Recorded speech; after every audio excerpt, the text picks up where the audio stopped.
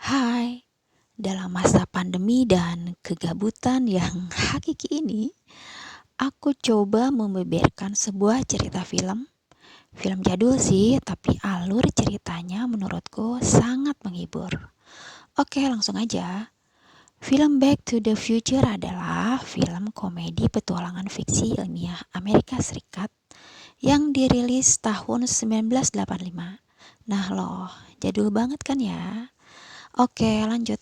Film ini mengisahkan tentang pemuda bernama Marty yang hidup di tahun 1985. Marty diperankan oleh Michael J. Fox, menggambarkan sosok pemuda pemberani namun kocak dan sedikit konyol. Marty berasal dari keluarga sederhana. Ayahnya hanya pegawai biasa yang mempunyai bos barbar dan semena-mena bernama Biff, di mana Biff adalah teman ayah dan ibu Marty ketika saat sekolah.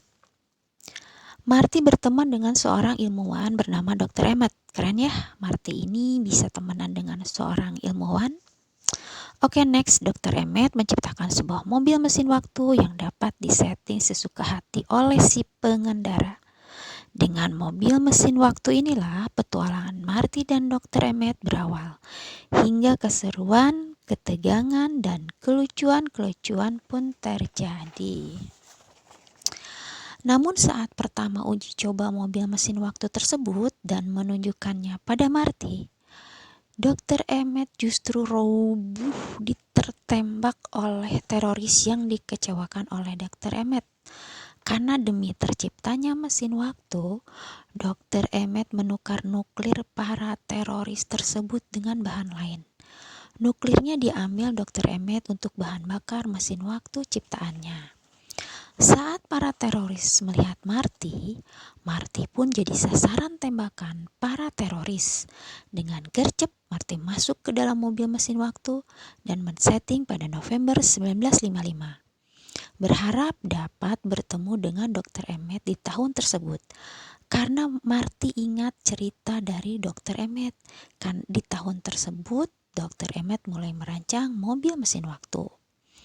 Akhirnya Marty berhasil menemukan Dr. Emmett muda di tahun 1955 yang happy dapat bertemu Marty karena berasal dari masa depan dengan menggunakan mesin waktu hasil karyanya.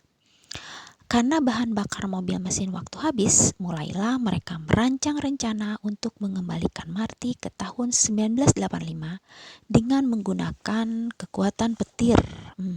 Ngeri.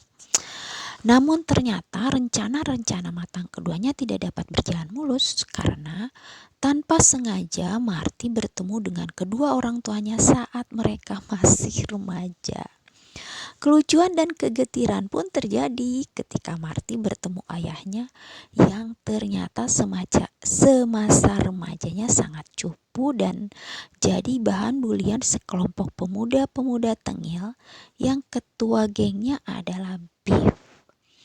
Jadi ternyata Biff ini menjajah ayah Marty sedari zaman masih sekolah sampai di era bekerja dan berumah tangga. Biff ya, kamu nakal.